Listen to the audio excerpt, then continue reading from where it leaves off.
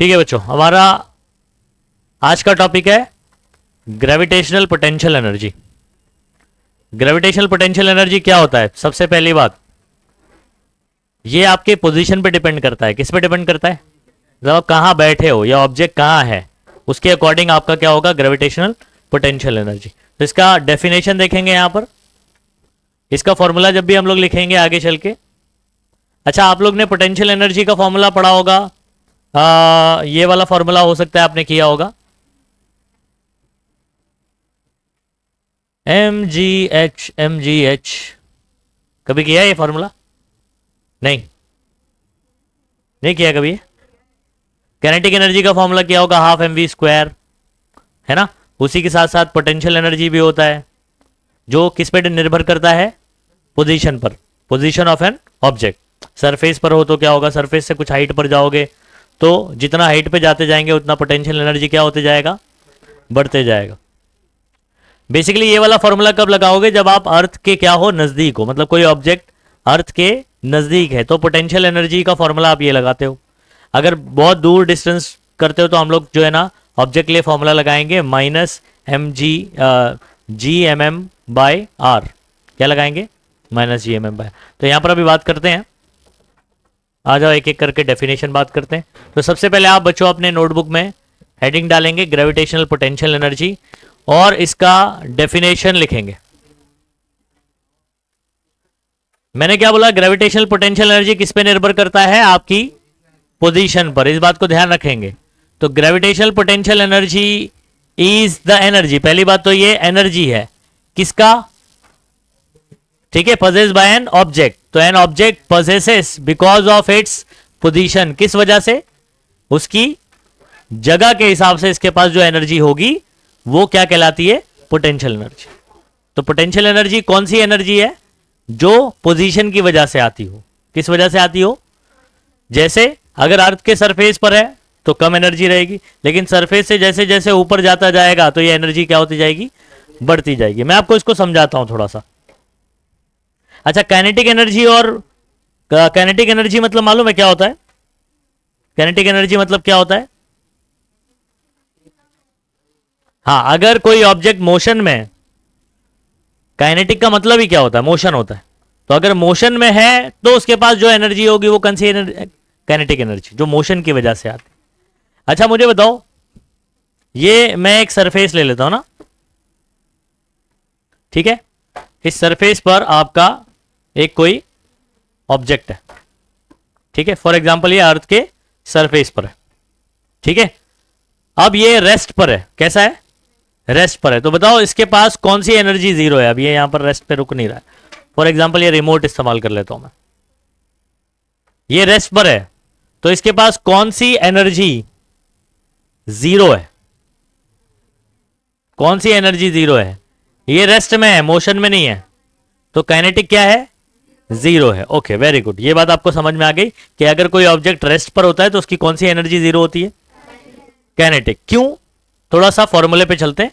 Kinetic energy का formula आपने पढ़ रखा है, हाफ mv²। अब ये ऑब्जेक्ट आराम फरमा रहा था, इसका मास तो है ना, मास है, मान लो 0.1 kg है, 100 ग्राम, ठीक है। तो मास तो है, लेकिन इसकी वेलोसिटी क्या है?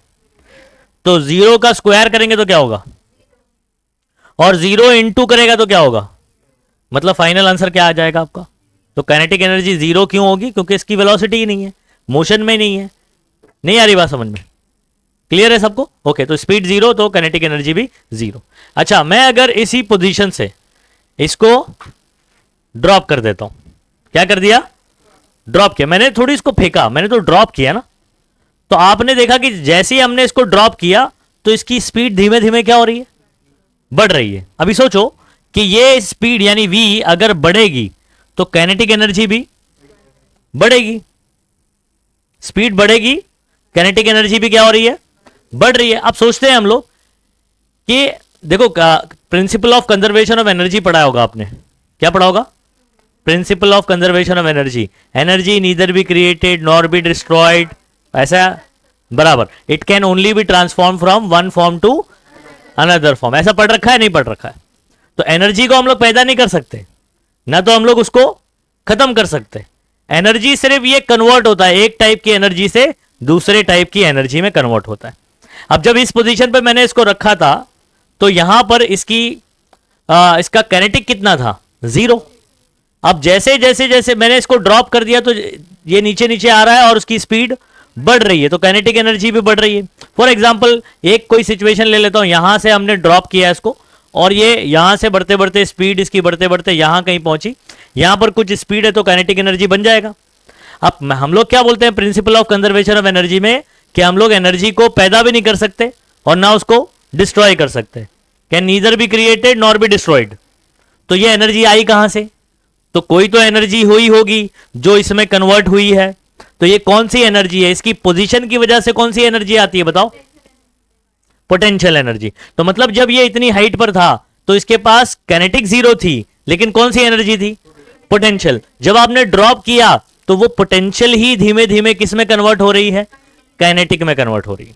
तो काइनेटिक कहां से आई, पोटेंशियल ही कन्वर्ट हो रही है, तो काइनेटिक पैदा नहीं हुई।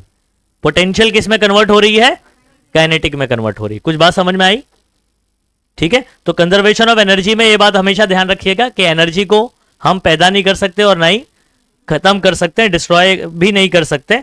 ये सिर्फ एनर्जी जो है ना एक फॉर्म से दूसरे फॉर्म में क्या होती है, ट्रांसफॉर्म होती है। Understood, okay. अब सुनो, तो जो पोजीशन की वजह से एनर्जी आती है ना उसको हम लोग क्या बोलते हैं, पोटेंशियल एनर्जी बोलते हैं, और जो मोशन की वजह से आती है वो काइनेटिक होती है। इस बात को ध्यान रखना, ठीक है। मोशन की वजह से जो एनर्जी रहेगी वो कौन सी, काइनेटिक, और जो पोजीशन की वजह से पोटेंशियल एनर्जी होगी, ठीक है। और आप जो है ना near the surface of the अर्थ अगर आपका ऑब्जेक्ट कुछ हाइट पर ऊपर गया है तो आप पोटेंशियल एनर्जी का ये वाला फॉर्मूला इस्तेमाल किया करते हैं, ठीक है। अगर हाइट आपकी क्या है, बहुत ही कम है, बहुत ज्यादा हाइट पर नहीं, ठीक है। तो यहां पर अब आगे चल के बात करोगे एक्चुअल में ये चेंज इन पोटेंशियल एनर्जी, लेकिन आप near the surface of the potential energy का यही लगाते हो फॉर्मूला। लेकिन एग्जाम में अगर आपको पूछेगा तो ये वाला नहीं लगाना है। मैं आपको बताता हूं कि एमसीक्यू में कौन सा वाला पूछा जाएगा। तो सबसे पहले ना एक काम करो, आपने ये हेडिंग डाल दिया, हेडिंग डाला, ये डेफिनेशन मार्क करो, मतलब इसको लिख लो फटाफट से। डेफिनेशन लिखेंगे जल्दी फटाफट से।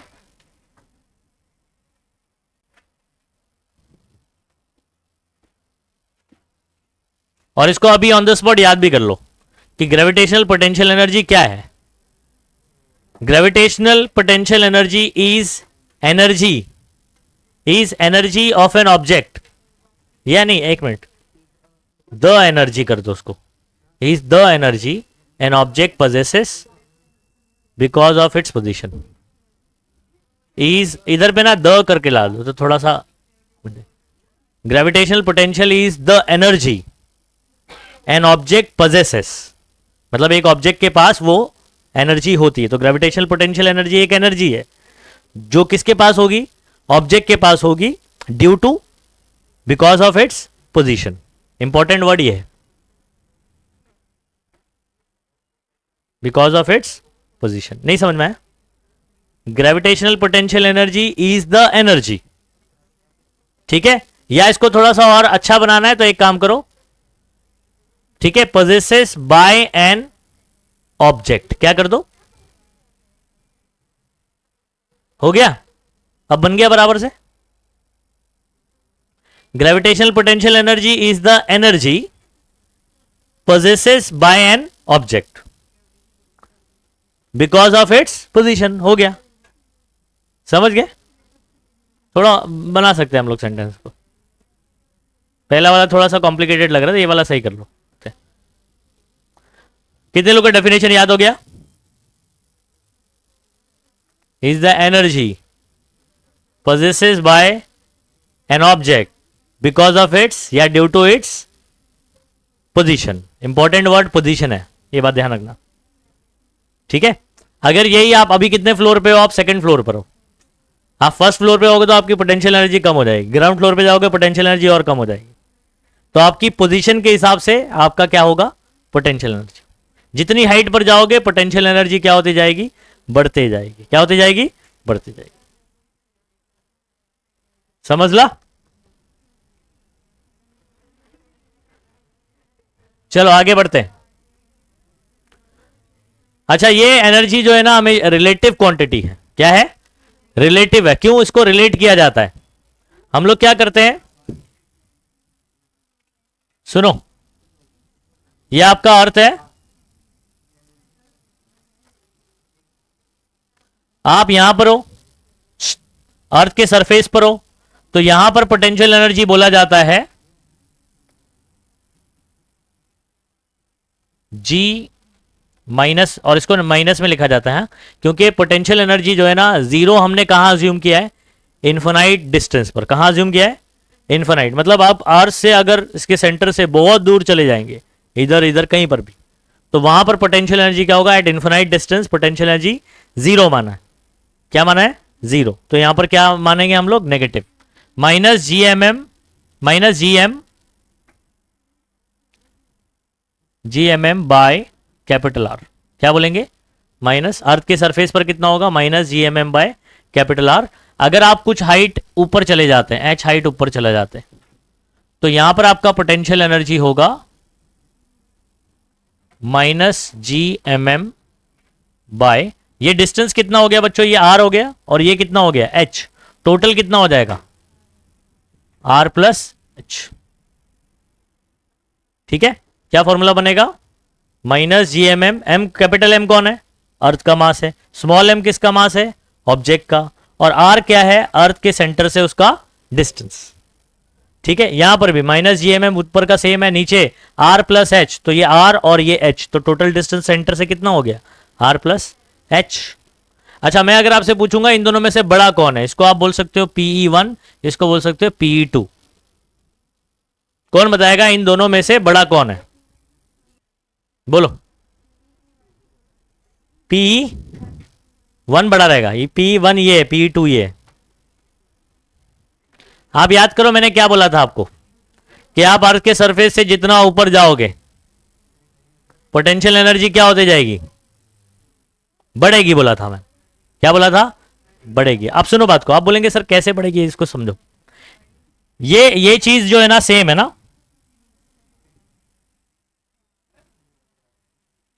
ये इतना पार्ट सेम है कि नहीं?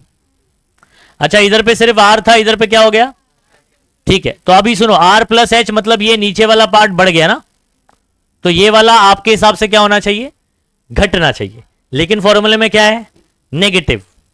नेगेटिव में नंबर अगर घटता है, फॉर एग्जाम्पल मान लेते हैं इधर पे था -10 फॉर एग्जाम्पल, और ये हो जाता है -5, तो आप क्या बोलोगे? बढ़ा या घटा? सोचो, नहीं समझे बात को? अच्छा, 10 से 5 हो गया तो आपको लग रहा है घट रहा है, लेकिन -10 से -5 हुआ है। नेगेटिव में कम नंबर ज्यादा होता है, मालूम है नहीं मालूम है? बोलो भाई, नहीं मालूम है?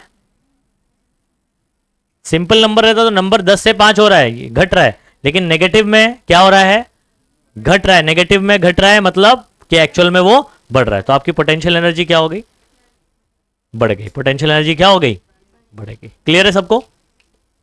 अच्छा, तो यहां पर जो है ना हम लोग चेंज इन पोटेंशियल एनर्जी, इन दोनों को माइनस करके हम लोग ये फॉर्मूला निकालते हैं। तो आपको ध्यान रखना है कि किसी भी पोजीशन पे अगर आपको अर्थ के सरफेस पे बोलेगा तो फॉर्मूला क्या लगाओगे? आप एक काम करो, ये वाला फॉर्मूला याद करो पोटेंशियल एनर्जी का, minus G M M by R plus H. अब मुझे बताओ कि अगर ऑब्जेक्ट अर्थ के सरफेस पर हो तो एच की वैल्यू कितनी हो जाएगी? जीरो। तो एच की वैल्यू जीरो हो गई तो ये फॉर्मूला नहीं बन गया आपका, तो आपको एक ही फॉर्मूला याद करना है। ठीक है, अगर अर्थ के सरफेस पे बोलेगा तो एच की वैल्यू जीरो कर दो तो ये फॉर्मूला बन गया।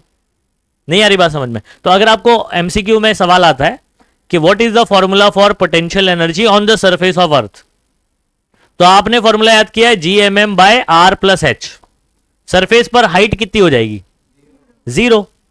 तो एच की वैल्यू जीरो पुट किया तो क्या आ जाएगा फॉर्मूला? ओनली आर बचेगा ना नीचे, और एट सर्टेन हाइट एच पर बोलेगा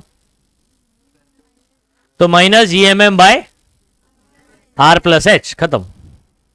ठीक है, तो अब सुनो, ये एनर्जी जो है ना रिलेटिव है and increase with increase in height. क्या ये पॉइंट समझ में आया? Increase with increase in height, जितना ऊपर जाते जाओगे इसकी वैल्यू क्या होती जाएगी? बढ़ती जाएगी। अगर आप बच्चों पहुंच जाते हो, फॉर एग्जांपल मान लेता हूं मैं, यहां पर इन्फिनिटी है, यहां पर क्या है? इन्फिनिटी, बहुत दूर वाला डिस्टेंस है ये। फॉर एग्जाम्पल ये क्या है, इन्फिनिटी है। क्या है बोलो, इन्फिनिटी। तो यहां पर इसका फॉर्मूला क्या बनेगा, पोटेंशियल एनर्जी का formula minus G M M by R plus ये हाइट कितनी हो जाएगी अब, इन्फिनाइट। तो टोटल डिस्टेंस पूरा कितना हो जाएगा, तो ये पूरा ही इन्फिनाइट हो जाएगा ना, पूरा ही क्या हो जाएगा। तो सेंटर से आप कितनी दूरी पर हो। अच्छा कौन बताएगा 1/इन्फिनिटी क्या होता है, व्हाट इज 1/इन्फिनिटी। चलो ठीक है, आप ही आंसर करोगे। बताओ 1/10 कितना होता है, 1/10 कितना होता है। जीरो कट करके पॉइंट लगाने नहीं आता है तुम लोग को, वेरी गुड। कितना, 0.1। 1/100 कितना होगा, ओके 1/1000 कितना होगा, कुछ सॉरी 1/ का लिख रहा हूं मैं, कितना बोलो, इतनी बात समझ में आ गई। 1/10,000 0.0001 समझ रहा, 1/1 लाख ऐसे 0 पॉइंट। अभी 1/इन्फिनाइट है, बहुत बड़ा नंबर है, तो 0.0 फिर जाके कहीं पर 1, तो 0.000 तो जीरो ही हो गया ना। 1/इन्फिनिटी इज 0, याद रहेगा। क्या लॉजिक से बताया मैंने, 1/10 क्या होता है 0.1, 1/100 1/1000। अभी ऐसे ही 1/ में बहुत बड़ा नंबर हो जाए तो 0.0 है ना, तो मतलब 0। तो 1/इन्फिनिटी होता है 0, 0 इंटू GMM, फाइनल आंसर भी क्या हो जाएगा, 0 हो जाएगा। तो पोटेंशियल एनर्जी इन्फिनिटी पर कितना होता है, 0 होता है। समझ पा रहे हो कि नहीं, ये सब एमसीक्यू में सवाल आ सकता है आपको कि potential energy at infinite distance from the centre of the earth is 0 at any certain height h minus GMM by r plus h on the surface of the earth, only capital R रहेगा। I hope समझ में आ गया, समझ में आ रहा है, okay. तो एक रिलेटिव क्वांटिटी है, रिलेट करके बताया जाता है कि इतने सरफेस से, जैसे मुझे अगर कोई पूछेगा कि या इस सरफेस से कंपैरिजन पर यहां पर h हाइट पर पोटेंशियल एनर्जी क्या होगी, तो यहां पर पोटेंशियल एनर्जी का फॉर्मूला बनता है mgh। इन दोनों को सब्ट्रैक्ट करके फॉर्मूला बनता है और फिर उसको जो है ना अप्रोक्सीमेशन में लेते हैं, ठीक है। अभी ये वाला फॉर्मूला भी आएगा। बताओ मैंने क्या समझाया अभी, सरफेस पे बता दिया, h हाइट पे बता दिया और इन्फिनाइट पे भी बता दिया पोटेंशियल एनर्जी क्या होगी, फॉर्मूला भी याद हो गया आपको, ठीक है। उसके बाद नेक्स्ट देखो, फॉर एन ऑब्जेक्ट, एक ऑब्जेक्ट है जिसका मास m है, ग्रेविटेशनल पोटेंशियल एनर्जी का फॉर्मूला क्या बनेगा, mgh। ये वाला कब अप्लाई करना है, जब h हाइट आपका क्या होगा, बहुत ही कम होगा, ज्यादा हाइट के लिए नहीं लगता ये फॉर्मूला, ठीक है। अच्छा उसके बाद but value of g is different at different height, जितनी हाइट पर जाते जाएंगे g की वैल्यू क्या होती जाएगी, चेंज होती जाएगी। हैंस फॉर लार्ज डिस्टेंस, बड़े डिस्टेंस के लिए पोटेंशियल एनर्जी का ये फॉर्मूला नहीं लगा के हम लोग लगाएंगे minus GMM by r plus है, जो फॉर्मूला भी बताया मैंने आपको, है ना। और सरफेस पर क्या बन जाएगा, यही formula GMM by capital R, याद रहेगा। और पोटेंशियल एनर्जी का फॉर्मूला नेगेटिव लिखा जाता है, इस बात को ध्यान रखेंगे, ठीक है। नेक्स्ट, अच्छा इसको नोट करेंगे, चलो इतना नोट करो फटाफट से। डायग्राम आपको बनाने की जरूरत नहीं है, ठीक है। आपको ये डेफिनेशन लिखना है और कुछ पॉइंट्स लिख के ये वाला फॉर्मूले को बॉक्स बना लेना है। दिस फॉर्मूला इंपॉर्टेंट है, हाँ, ये आपको एमसीक्यू में पूछ सकता है या 1 मार्क के क्वेश्चन में भी पूछ सकता है। चलिए जल्दी से फटाफट, चलो देखते हैं हमने क्या क्या सीखा। बताओ यहाँ पर, medium in which true free fall is possible, सही में बताया था मैंने, क्या बताया था याद है, वैक्यूम में, क्योंकि वहां पर क्या नहीं होगा, एयर नहीं होगा, बराबर ना, क्योंकि एयर की वजह से क्या होता है, बराबर। तो मतलब हम लोग बोलते हैं रेजिस्टिव फोर्स लगता है या ड्रैग लगता है, ठीक है। चलो तो आपका ए ऑप्शन करेक्ट हो गया। नेक्स्ट ये वाले का आंसर बताएंगे, motion of any object under the influence of force of gravity alone, very good. तो इधर पे क्या आ जाएगा, फ्री फॉल, वेरी गुड, है ना, सही है। चलो next, energy an object, the energy an object possess because of its position, position in gravitational field is called, very good, तो पोटेंशियल एनर्जी, है ना, अभी हमारा टॉपिक जस्ट कवर हुआ है। उसके बाद ग्रेविटेशनल पोटेंशियल एनर्जी जो हमने अभी पढ़ा, गोज ऑन इंक्रीजिंग और decreasing as we go to greater height, जितनी हाइट पे जाते जाएंगे इंक्रीजिंग, है ना, इंक्रीजिंग हो जाएगा, ठीक है, सही जवाब, यस, ठीक है। अब यहां पर आपका जो है ना न्यूमेरिकल देख लेते हैं, ठीक है, इक्वेशन ऑफ मोशन आपको बताया था ना, आ जाओ उसको करें बच्चों। अच्छा ये कौन सा वाला केस है पहले सोचो, ड्रॉप वाला है, मतलब ड्रॉप या रिलीज वाला है या थ्रोन वाला है, क्वेश्चन पढ़ो। A ball falls off the table, तो टेबल से नीचे गिर रहा है ना, ड्रॉप वाला केस है, ठीक है, and reaches the ground in 1 second, मतलब आपको क्या दिया हुआ है, टाइम।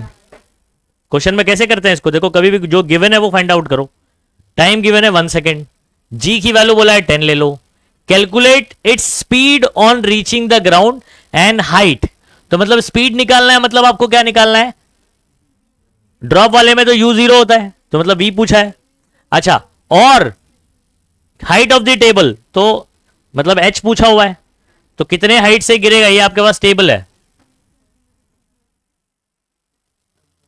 बराबर है, बॉल यहां से ऐसे गिर रहा है, तो यहां ये फ्लोर है आपका, तो यहां जब गिरेगा, है ना, यहां से यहां, तो ये आप h निकालोगे और वही क्या हो जाएगा, हाइट ऑफ द टेबल हो जाएगा। आई बात समझ में, ओके, नहीं समझ में आ रही बात, तो जितने ऊपर से गिरा तो टेबल के ऊपर से, टेबल की हाइट से ही गिरेगा ना, तो आप h निकालोगे तो टेबल की हाइट पता चल जाएगी।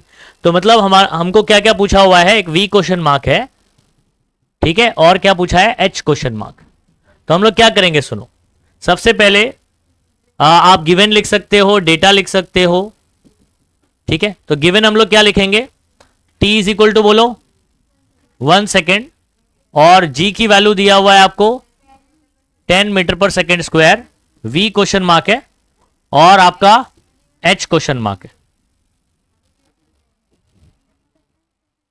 चलो आप सॉल्यूशन सुनो बच्चों, क्या आपको मैंने t गिवन है और v निकालने का फॉर्मूला बताया, ड्रॉप वाले केस में क्या formula, shortcut v is equal to बराबर, तो यहां पर आपका g की वैल्यू कितनी है 10, t की वैल्यू है, ओके, तो 10 1 तो आपको v की वैल्यू कितनी आ गई 10। अब लेकिन ध्यान रखिएगा, v मतलब आपका फाइनल वेलोसिटी है या स्पीड है, इसकी यूनिट क्या होती है, मीटर पर सेकेंड, क्या, जब भी कोई डिस्टेंस, हाइट, डिस्प्लेसमेंट निकालते हो तो मीटर में, स्पीड वेलोसिटी निकालते हो मीटर पर सेकेंड, एक्सेलरेशन निकालते हो मीटर पर सेकेंड स्क्वायर, एक्सेलरेशन निकालते हो, याद रहेगा, डिस्टेंस डिस्प्लेसमेंट निकालते हो मीटर, स्पीड वेलोसिटी निकालते हो मीटर पर सेकेंड, और अगर एक्सेलरेशन निकालते हो या एक्सेलरेशन ड्यू टू ग्रेविटी निकालते हो मीटर पर सेकेंड स्क्वायर, ये देखो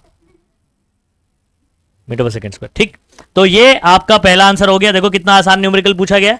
फिर उसके बाद सेकेंड आपको क्या पूछा हुआ है, h, तो सेकेंड फॉर्मूला को जाए s इज इक्वल टू, मैंने बोला था h और s, डायरेक्ट शॉर्टकट याद है, हाफ gt स्क्वायर, नहीं याद है, s is equal to h is equal to half gt square, half g की वैल्यू बताओ, ए टाइम की जगह 1 का स्क्वायर क्या होता है, हाँ डबल 1 मत कर देना, ठीक है। अच्छा इसको काट देते हैं, 2 1 2 5 ये हो गया 5, 1 का स्क्वायर 1 ही होता है, तो 5 1 5, तो फाइनल आंसर आपका आ गया बच्चों 5, और ये आपने h निकाला है, तो ये काय में निकालोगे, मीटर में, अंडरस्टूड, 5 मीटर हो गया, इजीली सॉल्व, ठीक है। तो आपका ये टेक्स्ट बुक का क्वेश्चन नंबर 5 का ई है, हाँ क्वेश्चन नंबर 5 का ई, 10 मीटर पर सेकेंड 5 मीटर बराबर, ठीक है। चलो कर लो फटाफट से इसको, और बोर्ड एग्जाम में आपको ये टाइप के न्यूमेरिकल पूछे जाते हैं, इक्वेशन ऑफ मोशन से ही आता है सवाल, ठीक है, जो मैंने कंडीशन बताया ड्रॉप और थ्रोन वाला, उसी में से आएगा, 2 मार्क के लिए न्यूमेरिकल आता है, एक ही चीज कैलकुलेट करनी होती। कितनी चीज कैलकुलेट करनी होगी? ओनली 1, जो बोर्ड में पूछा जाएगा आपको। ये दोनों भी नहीं पूछा जाए, कोई एक चीज पूछेगा। 2 मार्क के लिए बहुत आसान क्वेश्चन होता है। और न्यूमेरिकल करने का तरीका सीखो बच्चों आप लोग। हाँ, गिवन लिखना है, उसके बाद उसी में क्वेश्चन मार्क ले लो, टू फाइंड भी लिख सकते हो उसको, और फिर बाद में सोल्यूशन करते हैं और लगा के सॉल्व कर दो। अच्छा, यूनिट नहीं लिखोगे कितने मार्क्स जाएंगे? हाफ मार्क जाएगा, याद रखना इस बात को। कैलकुलेशन पे मिल जाएगा, नंबर पे भी आपको मिल जाएगा मार्क्स, यूनिट पे आधा मार्क्स कट जाएगा।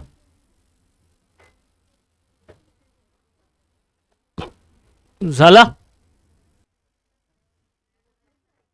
ठीक है। देखो इसका प्रीवियसली आज क्वेश्चन देखोगे, देखते हैं ये वाला कर पाते हैं कि नहीं अभी हम लोग। जरा डेटा एनालाइज करो बच्चों। एक आयरन बॉल है, लोहे का बॉल है, इससे तो खेलेंगे नहीं हम, लेकिन लोहे का बॉल होता है वो थ्रो करने के लिए, मालूम है?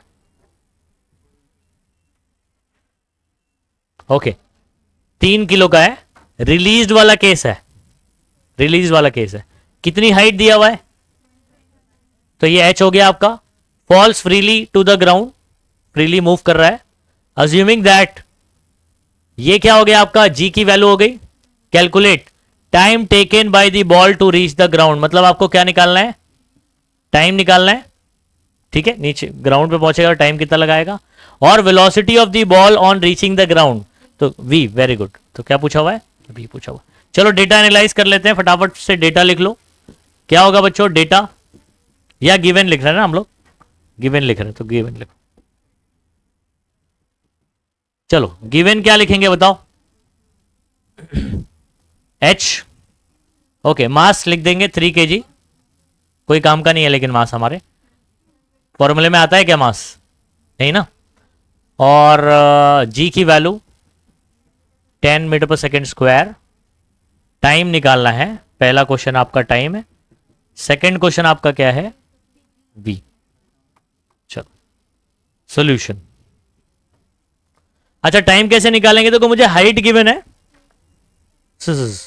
हाइट गिवन है और टाइम पूछ रहा है, तो हाइट और टाइम वाला कोई फॉर्मूला पता है आपको? वी नहीं चाहिए अपने को, वी नहीं मालूम है, वी तो question mark. Very good, okay. H is equal to या S is equal to half G T square है इस फॉर्मूले में, नहीं मत पता है। S is equal to half G T square, second वाला। एच गिवन है, टी पूछ रहा है, मतलब उल्टा पूछा हुआ है। टी देकर एच बोलेगा तभी हम लोग ये फॉर्मूला लगाते हैं, लेकिन एच देकर टी पूछ रहा है। तो एक काम करते हैं, एक फॉर्मूला बना लेते हैं यहां पर। ये 2 को यहां भेजता हूं और ये जी को नीचे भेजता हूं, तो ये बनेगा 2h बाय जी, 2h अपॉन में G is equal to what? T square. Square इधर आएगा तो ये फॉर्मूला बन गया। नहीं समझे? ओके, तो पहला वाला फॉर्मूला मैं डायरेक्ट अब टी इज इक्वल टू करके लिख रहा हूं। हाँ, क्या फॉर्मूला बनेगा याद रखो। अब अगर हाइट गिवन है और टी पूछ रहा है, हाइट गिवन है और, तो आपका टी का फॉर्मूला बनेगा 2h बाय जी, रूट के अंदर अंडर रूट 2h बाय जी, अंडर रूट। हाइट गिवन है, टाइम पूछ रहा है, हाइट गिवन है, अंडर रूट 2h बाय जी। क्या लगाएंगे फॉर्मूला जल्दी सभी बच्चे? शॉर्टकट फॉर्मूला याद रखो कैसे बनाया, इधर लिखा है मैंने, सेकेंड इक्वेशन जो पढ़ा था वही है। अच्छा मुझे बताओ हाइट कितनी है ना, और जी की वैल्यू कितनी है? 10। अच्छा क्या कर सकते हैं हम लोग? 2 5 है ना, 5 1 5 2 10 है ना, 5 5 मतलब रूट के अंदर बचेगा 25 और 25 का स्क्वायर रूट 5। एक मिनट सॉरी, ठीक है। टाइम निकाला ना, सेकंड। बोलो समझ में आया क्या? सॉल्व हो गया इजीली। फॉर्मूला बनाया कैसे देख लो, और फिर डायरेक्ट लगा के आंसर आ जाएगा। अच्छा v का फॉर्मूला तो आपको पता है ना डायरेक्टली, बोलो बच्चों v इज इक्वल टू क्या लगेगा? अच्छा जीटी भी लगा सकते हैं क्योंकि टाइम निकाल लिया आपने। हाँ, और फॉर एग्जांपल अगर ये नहीं निकाला होता तो क्योंकि h गिवन है तो मैं फॉर्मूला क्या लगाता? Root 2gh। देखो मैं दोनों से निकाल के बताता हूं आपको। 2gh लगाया, ये कितना है 10, हाइट कितना है 125 बराबर। अच्छा मुझे बताओ 125 टूजा कितना होता है 250 कितना नहीं पता है 125 का डबल 250 ओके। और ये 10 भी मल्टीप्लाई करेंगे तो एक और जीरो आ जाएगा तो 2500 हो गया। अच्छा 25 का स्क्वायर रूट क्या होता है 5 और 2 जीरो का स्क्वायर रूट 1 जीरो हो जाता है। समझ गए तो कितना आ जाएगा आपका सॉरी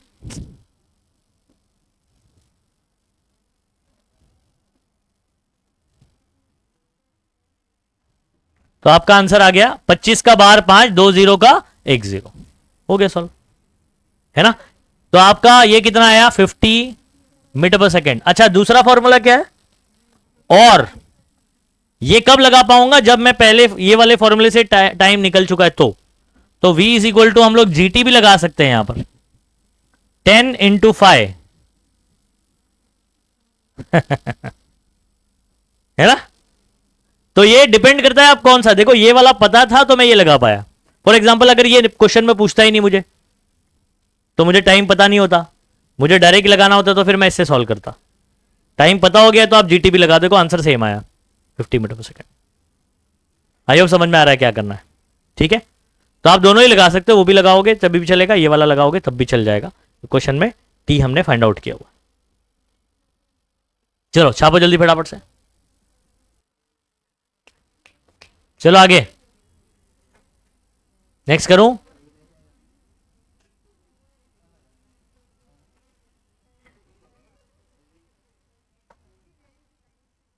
इधर पे थोड़ा अलग तरीके से करवाया गया मैंने आपको शॉर्टकट बताया वहां से कर लेंगे। ये वाला केस कौन सा है जरा बताओ तो जुलाई 2019 में पूछा है 3 मार्क के लिए। Object thrown vertically upward thrown वाला केस है ना। हाँ चलो तो मतलब एक ऑब्जेक्ट को अब बॉल तो बोला नहीं है तो लेकिन हम लोग एक ऑब्जेक्ट ऐसे ही मान लेंगे कि इसको आपने ऊपर फेंका हुआ है सही बात है। रीचेस अ हाइट 500 मीटर कितना ऊपर पहुंचा बच्चों ये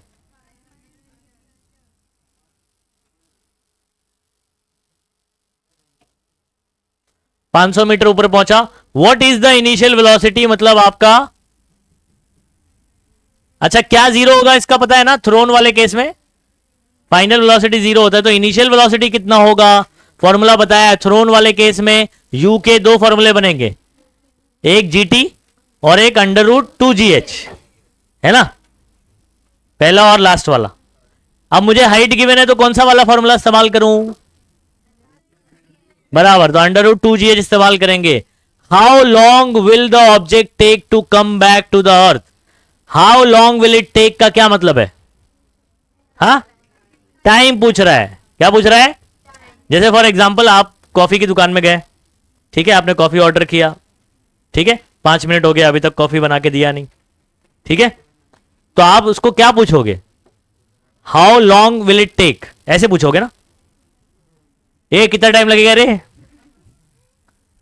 तो इसको इंग्लिश में जब पूछोगे तो क्या पूछोगे how long will it take या इट विल टेक समझ में आ रहा है। तो इसका मतलब आप टाइम पूछ रहे हो कि कितना टाइम लगेगा। तो ध्यान रखो ऐसे सीधा सीधा पूछ नहीं रहा है कि find the time how long will it take बोलेगा तो टाइम निकालने का।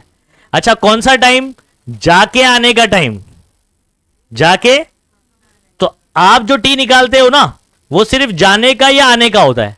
तो आप एक काम करो थ्रो कर रहे हो तो जाने का टाइम निकाल लो आने का भी उतना ही लगेगा तो डबल कर देंगे क्या कर देंगे या दो बार लिख के ऐड भी कर सकते हो या डबल कर सकते हो।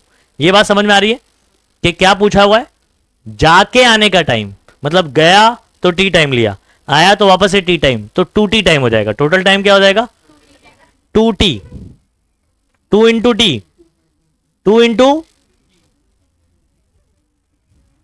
चलो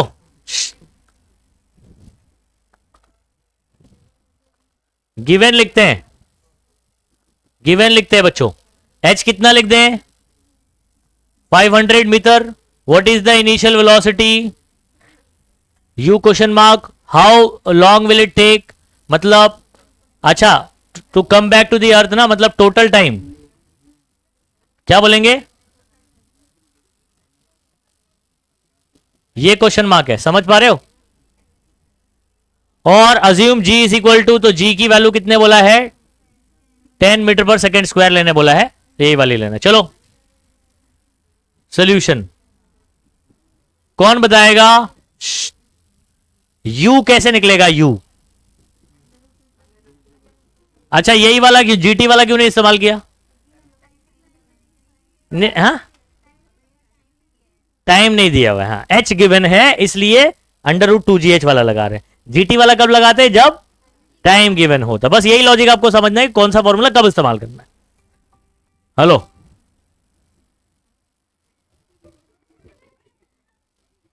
चलो, तो 2g की वैल्यू 10, h हो गया 500। बहुत आसान है, 2 5 कितना होता है? 10, तो 2 और 5 मल्टीप्लाई करके, और एक्स्ट्रा कितने जीरो? 1 2 3 है ना। अच्छा 1 का स्क्वायर रूट कितना होता है? 1। 4 जीरो का कितना हो जाएगा? 2 जीरो। वेरी गुड, खत्म हो गया आंसर। बोलो क्लियर है? 2 जीरो था इससे पहले वाले मालूम है, बाहर निकला तो 1 जीरो हो गया, तो 4 रहेगा तो 2। अब बोले सर 3 रहेगा तो 1.5 जीरो थोड़ी लिखोगे, तो वैसा वैसे सॉल्व नहीं होगा वो। अंडरस्टूड? कैसा वाला सॉल्व होगा? सिर्फ इवन नंबर वाला। 2 जीरो वाला रहेगा तो 1, 4 रहेगा तो 2, 6 रहेगा तो 3, 8 रहेगा तो 4। ठीक है, तो उसको डिफरेंट तरीके से फिर किया जाता है। अब धीरे धीरे आप सीखोगे एक चीज है, तो इसमें यही सब टेक्निक आपको आना चाहिए, बाकी कैलकुलेशन बहुत आसान है। यूनिट क्या लिखूंगा पता है ना? मीटर पर सेकेंड। हो गया, ये सॉल्व हुआ कि नहीं? अच्छा दूसरा मुझे बताओ, टोटल टाइम। बच्चों टोटल टाइम का क्या होगा? जाके आने का 2t होगा कि नहीं?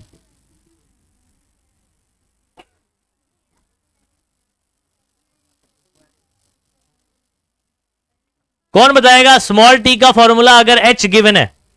h गिवन है, t का एक शॉर्टकट फॉर्मूला बताया था अभी, जल्दी से बताओ। वेरी गुड, तो क्या फॉर्मूला बनेगा? √2h/g, है ना। अब बहुत आसान है,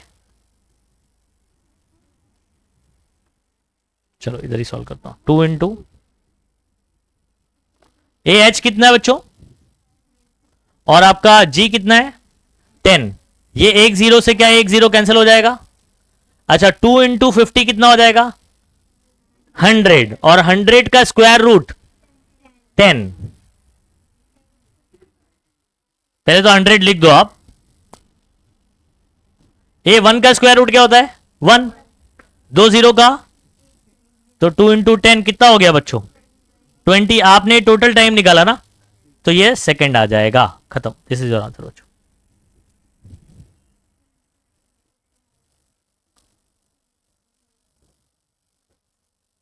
आई होप समझ में आ गया ये। ठीक है, तो आपका ये वाला क्वेश्चन भी आपको दिखाई दे रहा होगा, टेक्स्ट बुक का ही है ना। क्वेश्चन नंबर 5 का डी, ऐसे लिख लेना आप। तो जब वैसे पीछे के मैं अलग से करवाऊंगा तभी मैं बता दूंगा कि ये वाला तो हम लोग कर चुके, तो उसको वापस दोबारा नहीं करेंगे। हाँ, टेक्स्ट बुक के पूरे जो सॉल्व है और अनसॉल्व वापस से दोबारा अभी चैप्टर ये पूरा खत्म करने के बाद करवाऊंगा मैं। फिर ये यहां करवा चुका हूं तो वहां नहीं करवाऊंगा, ठीक है, वहां स्किप कर देंगे। ओके, तो हमारा अगला टॉपिक है एस्केप वेलोसिटी। अच्छा एस्केप करना मतलब क्या?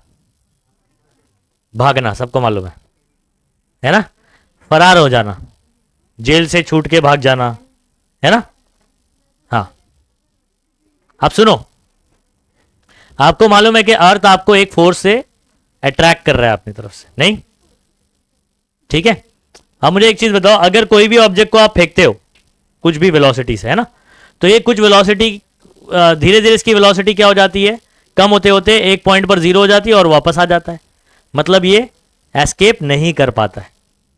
ठीक है, अच्छा कोई मिल गया कितने लोग ने देखा है? तुम लोग की तो मूवी है कोई मिल गया, जादू नहीं? अरे कोई मिल गया, कोई मिल गया देखे ना मूवी, उसी में तो जादू रहता है।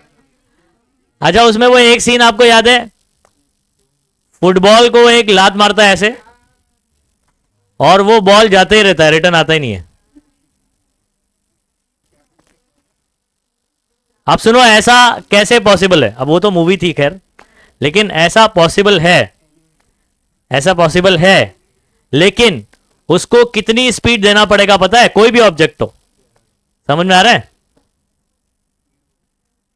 अभी स्टेरॉइड देता हूं तेरे को मैं, सुनो बात को। ऐसा पॉसिबल है कि कोई ऑब्जेक्ट को कुछ स्पीड से फेंका जाए और वो दोबारा अर्थ पे वापस नहीं आएगा। तो ऐसा कब हो सकता है? जब उसको कितनी स्पीड देंगे हम लोग पता है? 11.2 किलोमीटर पर सेकेंड। कितनी स्पीड?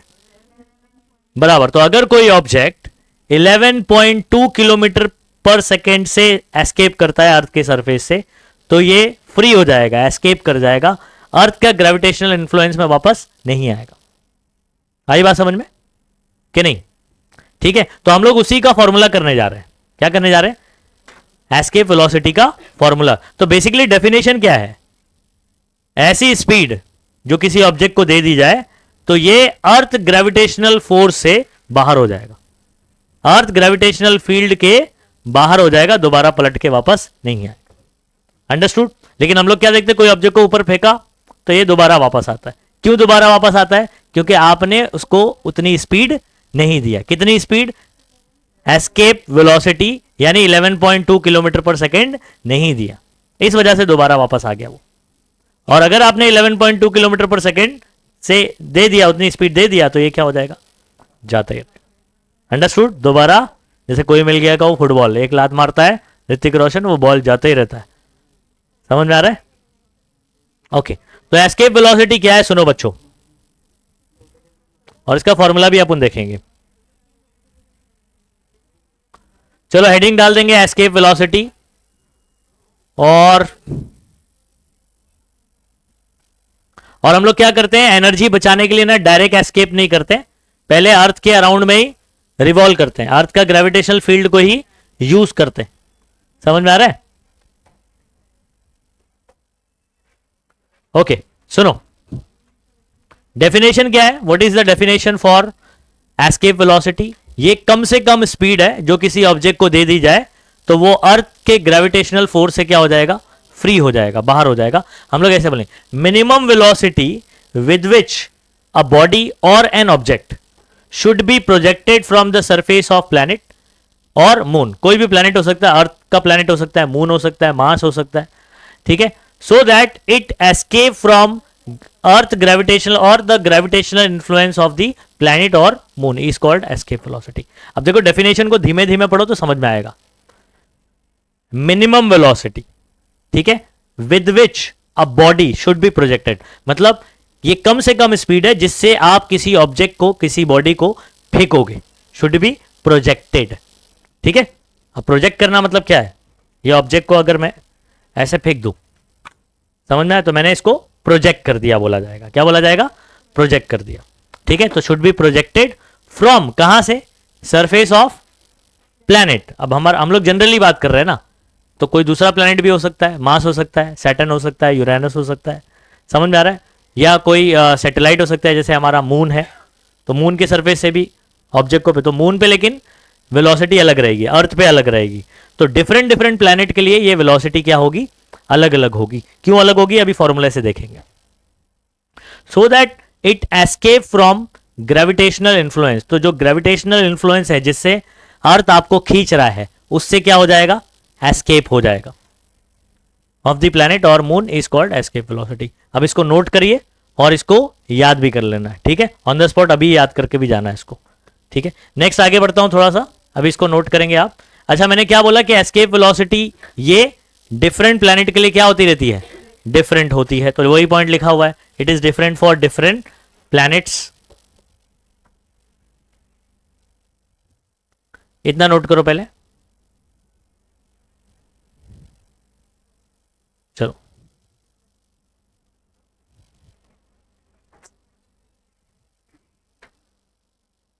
इतना नोट करो, चलो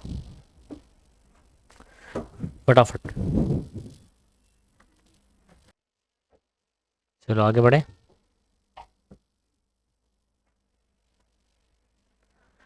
नेक्स्ट हेडिंग डालेंगे एक्सप्रेशन फॉर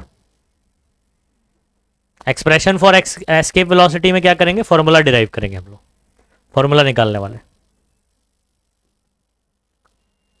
ठीक है, तो सबसे पहले कंसीडर करते हैं एक ऑब्जेक्ट है जिसका मास क्या है m, with initial velocity equal to escape velocity. उसको कितनी स्पीड से फेंकेंगे, एस्केप वेलोसिटी के बराबर से फेंकेंगे। ठीक है, अर्थ के सरफेस से प्रोजेक्ट करेंगे on the surface of the earth.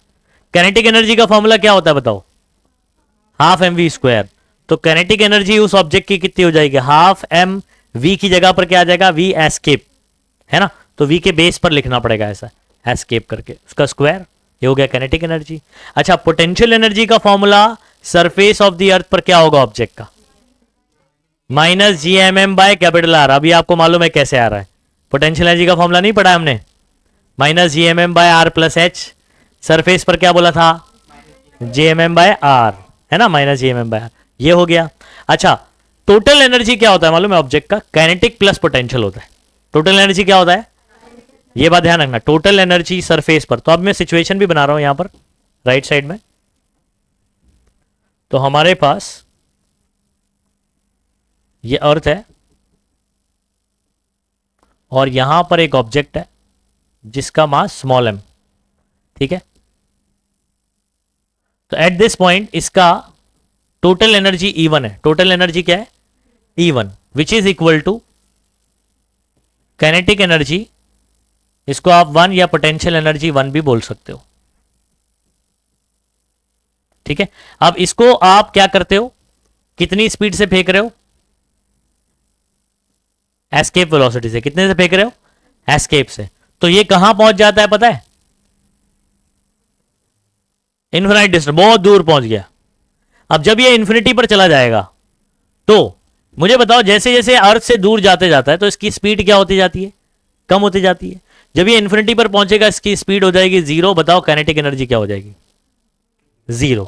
Okay, तो काइनेटिक एनर्जी हो जाएगी 0, काइनेटिक एनर्जी 2 बोलता हूं। तो ये मेरा पोजीशन नंबर 1 है और ये पोजीशन नंबर 2, इन्फिनाइट वाला। अच्छा, पोटेंशियल एनर्जी इन्फिनिटी पर क्या होती है, 0, सही बात है। अच्छा, टोटल एनर्जी E2 क्या होगी, काइनेटिक प्लस पोटेंशियल ना, है ना, कितनी होगी, तो टोटल एनर्जी क्या हो जाएगी, 0 हो जाएगी। ठीक है, यहां पर टोटल एनर्जी कितनी है, KE1 plus PE1। Kinetic energy 1 कितना है,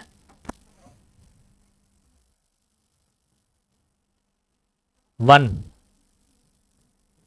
और potential energy 1 minus G M M bye,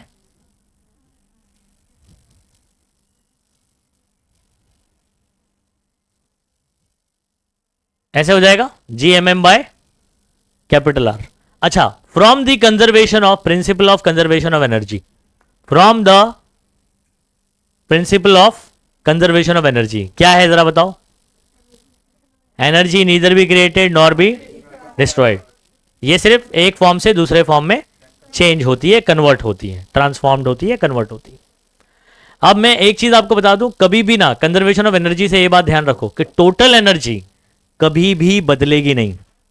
total energy कभी भी बदलेगी, काइनेटिक पोटेंशियल में बदलेगी, पोटेंशियल काइनेटिक में बदलेगी, लेकिन इन दोनों का जो सम होता है वो कभी भी बदलता नहीं है। तो according to the conservation of energy ये E1 और ये E2 एक दूसरे के क्या होंगे, बराबर होंगे, क्योंकि टोटल एनर्जी कभी भी बदलती नहीं है।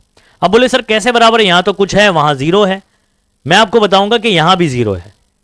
कैसे, ये पोटेंशियल एनर्जी आपने नेगेटिव लिखा है ना, अब ये वैल्यू फॉर एग्जांपल मान लो 100 है और ये वाली वैल्यू भी सॉल्व करके कितनी आती है, 100 आती है, क्योंकि उसके साथ में क्या है, माइनस है। तो 100 माइनस 100 आंसर कितना आएगा, 0। तो यहां भी तो 0 हो गई ना, है ना। वहां पर दोनों इंडिविजुअली 0 था इसलिए सम 0 आ गया। यहां इंडिविजुअली ये वैल्यू जितनी पॉजिटिव थी वही उतनी नेगेटिव थी, तो इस वजह से दोनों का सम यहां पर भी क्या आएगा, 0 आएगा। तो इस तरीके से E1 और E2 एक दूसरे के क्या होंगे, बराबर होंगे। तो बोलेंगे from the conservation of principle of conservation of energy E1 और E2 एक दूसरे के क्या होंगे, बराबर होंगे। देखो एक बात हमेशा ध्यान रखो, कंजर्वेशन ऑफ एनर्जी क्या बोलता है, कंजर्वेशन ऑफ एनर्जी एक तो ये बोलता है कि एनर्जी को आप पैदा नहीं कर सकते, खत्म नहीं कर सकते, तो मतलब एनर्जी आपस में इंटर कन्वर्ट होती, तो मतलब टोटल एनर्जी तो कभी बदलेगी नहीं ना।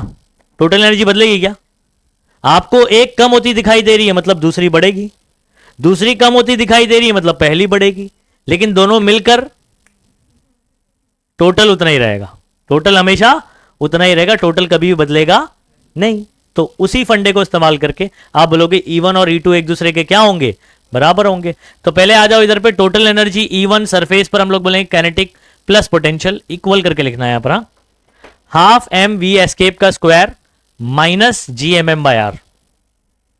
पोटेंशियल एनर्जी का फॉर्मूला क्या बोला? Minus G M M by R ना, यहां थोड़ा मिस्टेक है तो उसको करेक्ट कर दिया मैंने। E1 is equal to kinetic plus potential KE1 PE1, इसको KE1 कर दो, इसको बोलो PE1, क्या बोलोगे? PE1, ठीक है। और उसकी वैल्यू उठा के यहां इक्वल रखना, तो इसकी जगह पर हाफ एम वी स्क्वायर हो गया और इसकी जगह पर minus G M M by R हो गया। बोले सर प्लस कहां चला गया? प्लस माइनस क्या होता है? माइनस, तो प्लस माइनस माइनस हो गया, खत्म। पूरा स्टेप लिख के बताऊं, देखो KE1 की जगह आप लिखोगे हाफ एम वी एस्केप का स्क्वायर, फिर प्लस ऐसी रहेगा, P1 की जगह पर minus G M M by क्या लिखोगे? प्लस माइनस क्या हो जाएगा? माइनस। तो ये इक्वेशन बन गया। आया समझ में कि नहीं? ये आपका इक्वेशन नंबर बन जाएगा, इसको बोलेंगे इक्वेशन नंबर 1, ठीक है। आगे देखते हैं, ये कहानी समझ में आएगी आपको?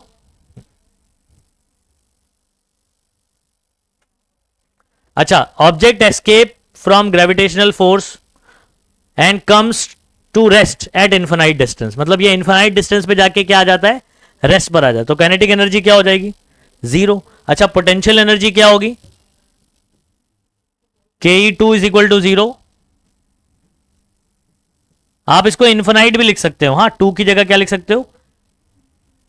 इन्फिनिटी पर, ऐसे भी लिख सकते हो, P infinity is equal to what? Zero, ऐसे भी लिख सकते हो। तो टोटल एनर्जी E2 कितना आ जाएगा बताओ? KE जीरो है, PE जीरो है, E2 कितना आ जाएगा टोटल एनर्जी इन्फिनिटी पर? क्या आ जाएगा?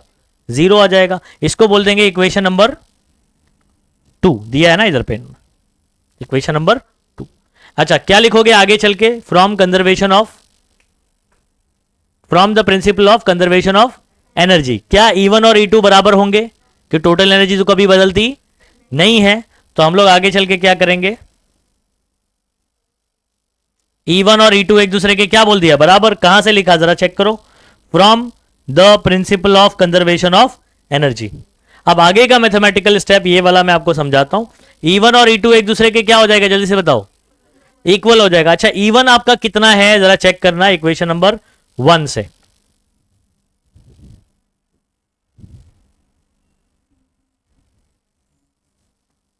ठीक है, इक्वेशन नंबर 1 आपको बता रहा हूं, इक्वल डाल दिया, माइनस, और ये आपका हो गया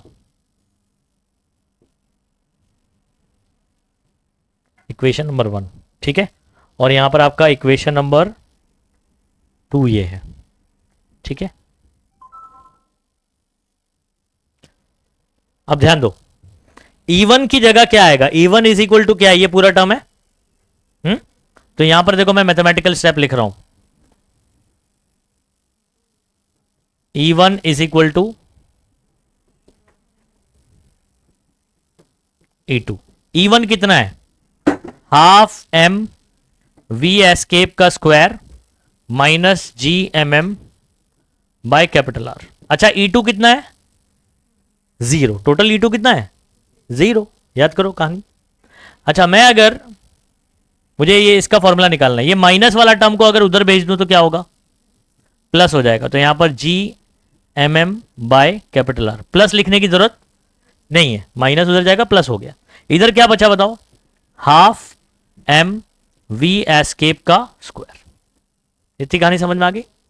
अच्छा, कुछ कैंसिल होता दिखाई दे रहा है, स्मॉल एम से स्मॉल एम क्या हो जाएगा? ये 2 जो नीचे डिवाइड कर रहा है उधर भेज देता हूं, ऊपर चला जाएगा, ठीक है। तो आपका फॉर्मूला कुछ बनेगा,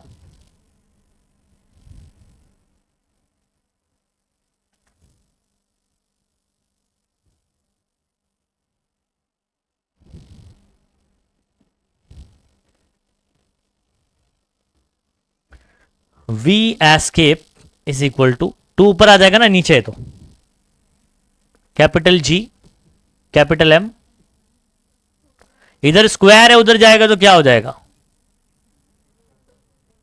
हो गया।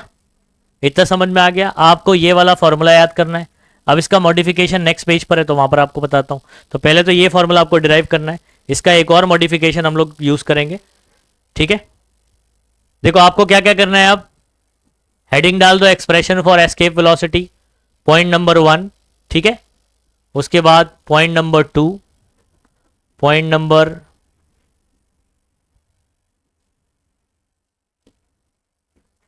ये आपका 3 पॉइंट हो जाएगा, ठीक है। उसके बाद आप इसको 4th पॉइंट डाल दीजिए, ये वाला आपका 5th पॉइंट हो जाएगा, ठीक है। ये सब नहीं लिखना है, डायरेक्ट लिखना है potential energy is equal to 0, kinetic 0, potential भी 0, 5th पॉइंट। और उसके बाद ये आपका हो जाएगा 6 पॉइंट। 6 पॉइंट में ये लिखने के बाद ये आप ये मत लिखो अभी, हाँ मैंने इसको सॉल्व करा दिया है यहां पर।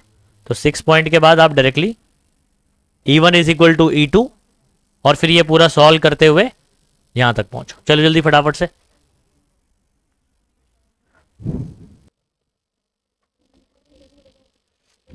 कैसे करना है समझ में आ रहा है? पहले आप E1 निकालोगे और E2 तो आपका पूरा 0 होने वाला ही है।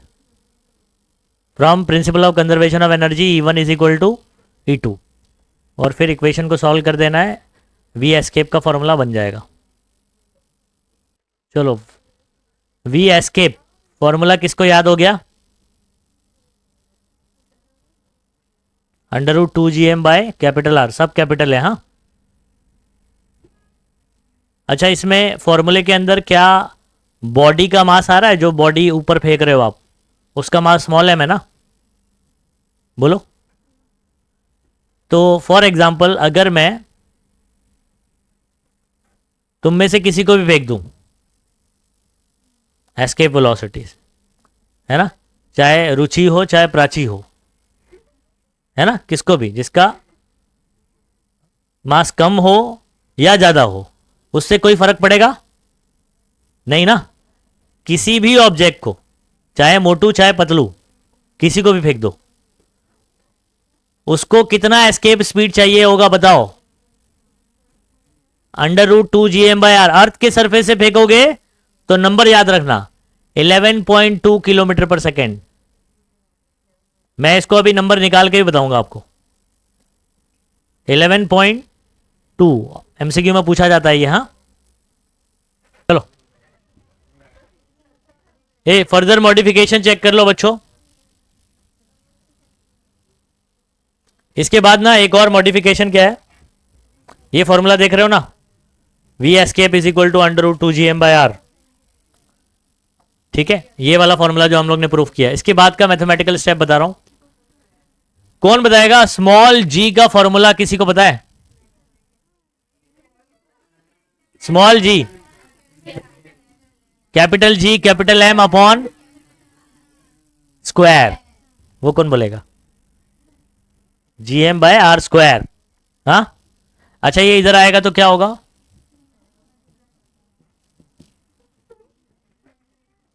क्या ये समझ में आया? g is equal to small G is equal to gm/कैपिटल R², capital G capital M upon capital R²। R² को इधर लिया तो ये gm की वैल्यू क्या आगे बताओ? कैपिटल gm की जगह मैं क्या लिख सकता हूं? अच्छा यहां पर आपको कैपिटल gm दिखाई दे रहा है, ओके तो 2 ऐसे ही रहेगा। कैपिटल gm की जगह मैं लिख सकता हूं स्मॉल g कैपिटल R का स्क्वायर और अपॉन में एक कैपिटल R है ना। एक R से एक R क्या कर सकते हो? तो ये दूसरा फॉर्मूला बन गया √2gr। क्या बन गया? तो ये अनदर फॉर्मूला है। ये वाला फॉर्मूला लास्ट में लिखा ना आपने बॉक्स बना के, उसके बाद ये मॉडिफिकेशन ये वाला जो है ना पार्ट सिंस करके लिख लेना ऐसे ब्रैकेट में। ऐसा फॉर्मूला था, इसकी जगह तो जीएम की जगह ये पुट किया। क्या? हाँ लगा रहा, रुको इसको कंप्लीट कर लूं फिर आपका लिखने का पार्टी रहेगा। तो आपको ये वाला फॉर्मूला देखो, प्रूफ पूछता है तो आप ये भी कर दोगे तब भी चल जाएगा। हाँ, प्रूफ पूछता है तो ये भी कर दिया तो चल जाएगा। ये मॉडिफिकेशन भी याद रखो। यहां से मैं आपको अभी वैल्यू निकाल के बताऊंगा। अगर बात चल रही है अर्थ की, किसकी बात चल रही है? For earth. ये स्मॉल जी की वैल्यू कितनी है पता है ना? एंड क्या आपको पता है रेडियस ऑफ द अर्थ कितना है? 6.4 इंटू 10⁶, 6.4 इंटू 10⁶, तो radius of the earth approximately इतना है मीटर, है ना? चलो देयरफॉर अब देखो मैं सॉल्व करने जा रहा हूं, ध्यान रखो। और ये नंबर जो निकल कर आएगा बहुत ही इंपॉर्टेंट है। जी की वैल्यू 9.8, आर की वैल्यू 6.4, 10 का पावर 6। अच्छा, कितने लोगों को पॉइंट शिफ्टिंग आता है? पॉइंट शिफ्टिंग आता है? ओके, अब सुनो, नहीं आता है तो इधर ध्यान देंगे सभी बच्चे। अब मैं ये 9.8 का जो पॉइंट है ना, एक आगे कर दूंगा, 6.4 का भी एक पॉइंट आगे कर दूंगा। तो पॉइंट को बेसिकली मैंने दो जगह एक एक बढ़ा दिया, एक एक आगे कर दिया। तो ये हो जाएगा 2 इंटू 98, 64, 10 का पावर, ये 6 तो ऑलरेडी है। अगर मैं पॉइंट को आगे करता हूं तो 10 का पावर क्या आता है? प्लस या माइनस? आगे किया तो माइनस होता है, पीछे किया तो पीछे का पी प्लस। हाँ, ध्यान रखो, जैसे वो कोई भी नंबर लिखते हैं थोड़ा सा प्रैक्टिस कर लेते हैं। आ जाओ, देखो पॉइंट को अगर मैं एक पीछे लेता हूं तो ये क्या हो जाएगा? 0.64 हो जाएगा। तो पीछे किया आपने तो 10 का पावर पीछे का पी प्लस, पीछे का पी प्लस, एक पीछे लिया तो 1, अंडरस्टूड? प्लस 1 ऐसे लिखना है। लेकिन अगर मैं पॉइंट को एक आगे करता हूं तो ये 64 पॉइंट हो जाएगा। 10 का अगर पीछे का पी प्लस है तो आगे करेंगे तो माइनस होगा, तो माइनस एक आगे किया तो -1 होगा। अब समझ में आया? अच्छा, यहां पर आपने एक आगे किया, इधर भी एक आगे किया, तो 10 का पावर कितना हो गया? -2। ये लॉजिक समझ में आया कि नहीं? समझ में आ रहा है? पॉइंट शिफ्टिंग बोलता है इसको। हाँ, पॉइंट शिफ्टिंग आना चाहिए। अच्छा, आप सुनो, बहुत आसान है कैलकुलेशन। 2 इंटू 98 बता सकते हो कितना होता है? 2 इंटू 98 कितना होता है? 196। 190 इंटू 64। अच्छा, 10 का पावर ये 6 है और ये -2 है, बेस सेम है ना? 6 और -2 कितना हो जाएगा? पावर ऐड कर दे, 6 - 2 + 4, तो 4 आ जाएगा, ओनली 4। 6 - 2 4 ना। अच्छा, अब सुनो, क्या आपको 196 का स्क्वायर रूट पता है? 196 का स्क्वायर रूट पता होगा? सोचो, 196 किसका स्क्वायर है? 14 का है, बराबर। तो ये हो गया 14। हाँ, 64 का स्क्वायर रूट 8 और 10 का पावर 4 का बाहर 2, आधा हो जाएगा। इन दोनों को मल्टीप्लाई करो, 8 4 जा 32, 8 1 जा 8 और 3 11, और 10 का पावर कितना हो गया? 2। ये मीटर पर सेकंड में आएगा। अच्छा, 112 में यहां पॉइंट कहीं नहीं है, मतलब कहां पर होगा? लास्ट में होगा। अगर मैं पॉइंट को एक पीछे लेता हूं, अभी बताया मैंने आपको, पीछे लेंगे तो पीछे का पी प्लस, तो ये हो जाएगा 11.2 और 10 का पावर बराबर, तो 2 ऑलरेडी है, एक और आया तो कितना हो जाएगा? 3 हो जाएगा। ये हो गया मीटर पर सेकंड। क्या हो गया? मीटर पर सेकंड। नहीं समझा?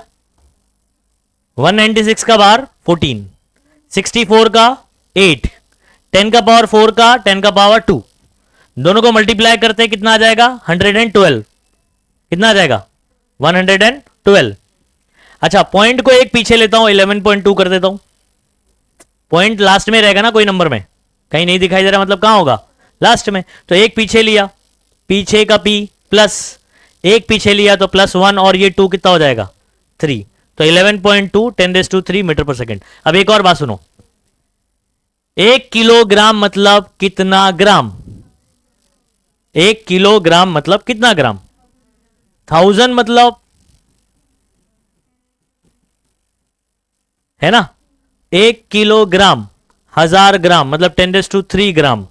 10⁻³ मतलब किलो होता है। 10⁻³ मतलब क्या होता है? तो मैं इसकी जगह पर क्या लिख सकता हूं? तो फर्दर मैं आपको लास्ट स्टेप अभी बता रहा हूं आपको, ठीक है। वी एस्केप आएगा 11.2, एक मिनट,